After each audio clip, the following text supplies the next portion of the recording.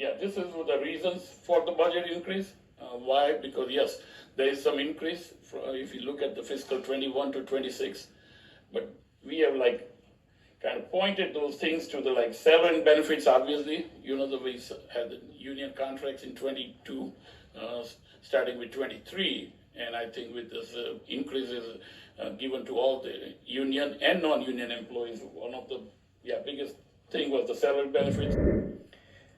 This slide shows revenues in the general fund. As it shows, property taxes comprise 22% of general fund revenues.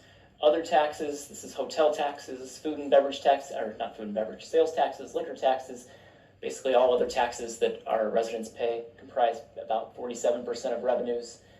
On the expense side, not much has changed here, but salaries, benefits, payroll taxes, health insurance, as well as public safety pension contributions comprise about 81% of general fund expense. Evanston, look at these numbers. The truth is right here. Nearly 60 cents of every dollar in our general fund goes to salaries and benefits, driving up the city's budget by more than $40 million since 2021. And to fund it, almost 70% of revenue comes from taxes, with property taxes alone covering over 22%. Now, here's what's outrageous. The Responsible Bidders Ordinance, passed in May 2025, was meant to protect taxpayers from overspending. But Corporation Counsel Alex Ruggie never implemented it as instructed. It was supposed to be immediate. That neglect, I wonder how much that cost us. Meanwhile, City Manager Luke Stowe makes over $300,000. That's more than Governor J.B. Pritzker makes as the governor or Mayor Brandon Johnson of Chicago, while many top-paid city staff don't even live in Evanston. And it shows. They go home with fat paychecks while advising council to hand out bloated consultant and contractor deals that hurt residents. Don't take my word for it. Go look it up yourself. Salaries over $75,000 are public record. You'll be floored by what you find. And hey, whatever happened to that public works investigation? That report was never released. Have you seen those salaries? Evanston, this is our money. We deserve accountability. We deserve transparency. Period. Bringing a total of the reserves, 78 million with 38 million that's unassigned. So I just want to refer to our pension, 38 million unassigned, unrestricted, and that's not counting motor fuel tax or any of the funds that are assigned. So that's unrestricted excess reserves. And our pension policy does state if there are not excess reserves available, then we raise the property tax. So I would contend here that it looks to me like we absolutely have those excess reserves. Perhaps we need to raise the taxes to cover the rent here for 2.5 million. That's an expense, but we certainly can cover without raising that line item on our public safety pensions. So, and then Here's the difference between leadership and following orders. Councilmember Clare Kelly digs deep into the city's budget and finds millions of dollars so residents don't have to bear the cost of City Hall's overspending. She works with the staff, but she does not take orders from them. Meanwhile, others, which you will see in just a second, repeat whatever city staff tells them to do, even justifying property tax hikes by saying, "We didn't raise them for 4 years." Those were years during a pandemic, coming out of a pandemic, when Evanston had ARPA relief funds to keep residents afloat. That wasn't a gift. It was survival. We need leaders who question the city staff, not just do what they tell you to do, not just echo them. God help us. I have more of a statement. We've held taxes flat for 5 years. Yes. Say it again? Yes, 5 years, yes. Can you say that in the mic a little high more? Yeah. Or I would use the word, I think we kept the taxes flat, nearly flat, because one time, I think it was a $500,000 increase 5 years back. But that's kind of just, but other than that, yeah, if you look at the last 4 years, yeah, the flat. Nothing has stayed flat. And again, I don't necessarily want to raise taxes, but now we find ourselves probably having to do that at a high amount because we wouldn't take that chance last year because everybody was up for election. Now we are going to suffer because would your estimation be, had we increased last year, we wouldn't have had to increase as much this year? Yes, no, maybe. Yes. Okay. So nothing stays the same. And the beautiful place that we live in, Evanston, we have so many social services that we provide people. We do so many things in the community. We here and the community have to make a decision, and I think we've talked about this before, that there's a number of avenues in which we have to come. Stop, start, and pause some things. And the start is potentially increasing taxes. The stop is, what does the community consider something they want us to cut when our dollars don't quite match? When I go to the grocery store, not often, if I can't afford something, I have to put something back. So the city, our residents, we have to make some of those decisions, and that's the place that we find ourselves. And hopefully in our ward meetings and our emails, people will be explaining that to us in our listening sessions, what that looks like. What should we stop doing? Where do we cut? Where do we fall back?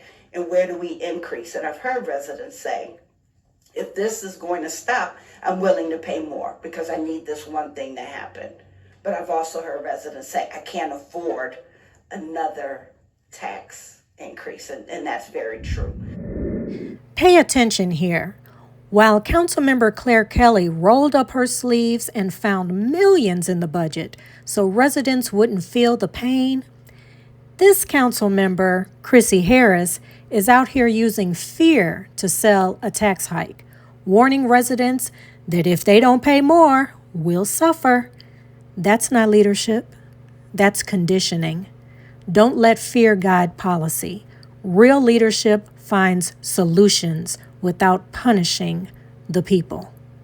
God help us. Jesus. When do we expect to have the Public Works zero-based budgeting contribution here? So Raftellus will be here to present. They're planning on presenting at the end of October. It's a huge undertaking, a huge project that we started in July. They've collected a lot of data, a lot of research, have a lot of information to share.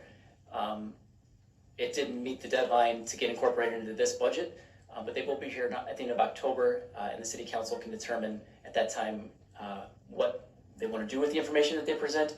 I don't know that it'll be a completely final finished product at that time, but we at least wanted to get something in front of the council before budget adoption, so you're aware of what implications may or may not exist for that project. And for that to break even, the fee we are paying them that they need to cover in savings is $100,000? That was around the contract cost. Okay, got it. And, all right, so the budget memo process, submit them, they'll be posted every Friday, is that? Every Thursday or Friday. Okay. And then on parks, there's always a little bit of a tricky thing because actual park maintenance is Public Works. Is that line clear in this budget, or is there blurriness when we talk about the Parks and Recreation Fund? It remains with the Public Works Department and the general fund right now as part of this proposed budget. And the capital costs remain in the capital improvement fund. Right. This is strictly everything that was Parks and Rec before is now in the Parks and Rec fund. The budget itself changes nothing operationally. It's just an accounting tool to help provide better transparency to their programs. So as it pertains to a resident's experience, if they're dissatisfied or very satisfied with the camp that their kid attends, that's directly Parks and Rec. If they're dissatisfied with the lack of investment in a park, that's the capital. And if they're dissatisfied because on Saturday they were at the park and it was dirty, that's Public Works. Correct. Okay. Because I think they're all very related, and in budget time, it's important that we make sure that we don't shortchange any of those. Councilmember Tom Suffredin asks a fair question. Where's the Public Works zero-based budgeting? The city's response, you'll see on the proposed budget, TBD, to be determined. Still no answers. And let's be clear, Parks and Recreation plans the programs, but Public Works is who's responsible for keeping our parks, our sidewalks, our streets, and our trees clean, safe, and maintained. So if you ever come across any of our parks being dirty, sidewalks cracked, trees dying, tree limbs hanging way over the sidewalk where you're almost running into it, you have to question how much money is actually flowing through that department. We're still waiting on the Public Works investigation report that Mayor Daniel Biss and City Manager Luke Stowe refused to release. They'll likely toss out a polished summary to maybe hide the truth, maybe. Don't know. Go see for yourself. The Public Works salaries are public. That kind of money, this city should be pristine. And then I also had a question regarding so we've had added a lot of new positions over the years. Some positions we approved of, some were just added. And I was told, I think by City Manager Stowe, they were sort of like retrofitted or refurbished positions so that we didn't have to vote on them.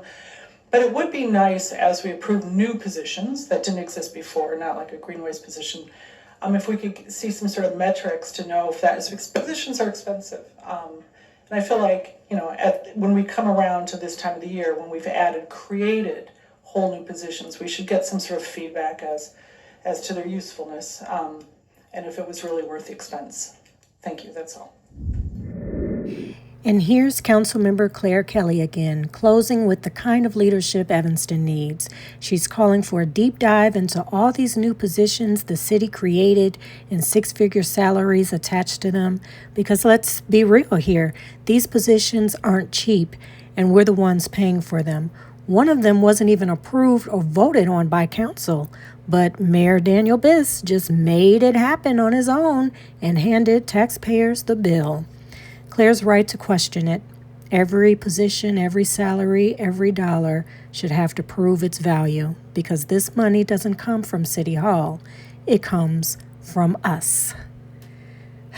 Evanston, this is your money, your taxes, your city. Don't just shake your head at the numbers. Do something. Go to the City of Evanston salary page and see for yourself who's making six figures and whether those positions were ever needed. Then email your council member. Ask why we're facing tax hikes while spending and salaries keep climbing. Hold them accountable because if we don't speak up, they'll keep spending and we'll keep paying the price.